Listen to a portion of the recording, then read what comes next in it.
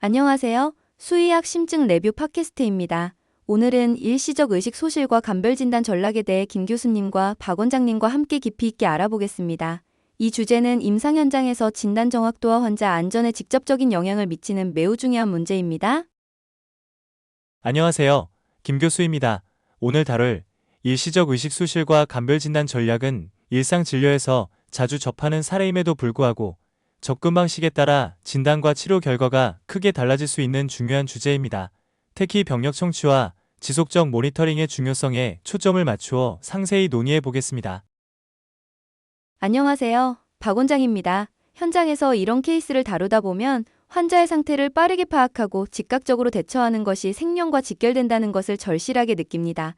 오늘 이론과 실제 간의 간극을 메우는 실질적인 논의가 되길 기대합니다. 그럼 먼저 실신의 기본 개념과 임상에서의 의미를 간단하게 정리해 보겠습니다. 실신은 단순한 쓰러짐과 달리 뇌에 일시적으로 혈류 공급이 부족해져 발생하는 의식 소실 현상입니다. 이는 심장질환, 자율신경계 이상 등 다양한 원인에 기인하며 임상에서는 정확한 원인 파악이 치료 방향 결정에 매우 중요한 역할을 합니다. 실제 임상 현장에서는 환자가 쓰러진 후 빠르게 회복되어 정상 상태로 돌아오기 때문에 증상이 관찰되지 않은 상태에서 병력을 청취하는 것이 진단에 큰 도전이 됩니다. 보호자분들이 제공하는 영상이나 세심한 설명이 큰 도움이 되죠. 임상 핵심 포인트로 실신은 혈압이 약 50% 이상 급격히 떨어져야 발생한다는 점에 주목해야 합니다.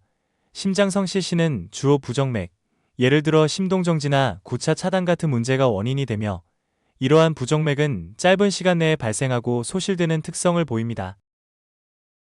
교수님, 이런 상황에서 가장 효과적인 임상 접근법은 무엇이라고 보십니까? 효과적인 접근법은 먼저 체계적인 단계별 평가를 수행하는 것입니다. 첫 단계로는 보호자와의 상세한 병력 청취를 통해 발작 유발 요인, 운동 또는 흥분 상태 여부를 파악하고 두 번째로 신속한 신체 검사를 통해 심장 및 신경학적 소견을 확인하는 것입니다. 특히 개와 고양이, 그리고 품종별 특성이 다름을 항상 염두에 두어야 합니다. 임상에서는 환자가 증상 없는 정상 상태로 방문하는 경우가 많습니다. 이럴 때 보호자가 촬영한 동영상이나 구체적인 상황 설명이 진단의 실마리를 제공해 주는데, 예를 들어 갑작스러운 팔발 움직임이나 허약한 몸 상태를 확인하면 부정맥성 실신을 의심할 수 있습니다. 맞습니다. 임상 핵심 포인트로 심장성 실신과 신경심혈관성 실신을 명확히 구분하는 것이 중요합니다. 전자는 부정맥과 같이 심장 기능과 직접 연관된 문제이며 후자는 자율신경계의 일시적 반응 이상으로 발생하는 경우가 많습니다. 특히 어린 동물이나 특정 품종에서는 신경심혈관성 원인이 더 두드러질 수 있습니다. 그럼 진단적 접근에 대해서 좀 더 자세히 설명해 주실 수 있을까요? 우선 기본적인 혈액 검사, 전해질, 글루코스, 갑상선 기능 검사 등을 통해 전신 상태를 평가합니다. 이후 심장 질환이 의심되면 반드시 심전도를 시행하고 만약 부정맥이 간헐적으로 발생한다면 24시간 이상의 홀터 모니터링 또는 ILR과 같은 장기간 기록 장치를 이용해야 합니다. 이때 보호자가 이벤트 발생 시 이벤트 버튼을 눌러 정확한 타이밍을 기록하는 것이 매우 중요합니다. 현장에서 24에서 48시간의 짧은 홀터 모니터링만으로는 이벤트를 포착하기 어려운 경우가 많습니다. 그래서 보호자에게 평소 동물의 활동 중 특정 상황을 재현하도록 요청하거나 긴 기간의 모니터링을 권하는 경우도 있습니다. 정확히 말씀하셨습니다. 보호자가 제공하는 자료와 이벤트 기록은 부정맥과 실신 사이의 인과관계를 명확히 해주어 그에 따른 치료 방향을 결정하는 데 큰 도움이 됩니다. 혹시 이런 사례에서 기억에 남는 재미있는 에피소드가 있으실까요? 한 번은 보호자께서 실신 중인 반려동물의 순간을 촬영하려다 스마트폰 배터리가 방전되어 다음날에야 동영상을 보여주신 적이 있었습니다. 그 덕분에 짧은 시간 동안 나타난 특징적인 증상들을 확인하고 바로 적절한 치료 방향을 잡을 수 있었던 기억이 납니다. 때로는 이런 에피소드가 진단에 결정적인 역할을 하기도 하죠. 하하, 정말 흥미로운 사례입니다. 이런 유머러스한 경험조차도 결국 임상에서 보호자와의 원활한 소통이 얼마나 중요한지를 일깨워줍니다. 그럼 이제 치료적 접근에 대해 이야기해 보겠습니다. 치료적 접근은 원인에 따라 달라집니다. 심장성 실신의 경우 부정맥이 확인되면 먼저 페이스메이커 삽입을 고려하고 항부정맥 약물 치료를 병행할 수 있습니다. 예를 들어 고차 차단이나 간헐적 무맥이 있는 경우에는 기계적 전기 자극이 필요하며 빠른 심실성 부정맥에는 항부정맥 약물이 효과적일 수 있습니다.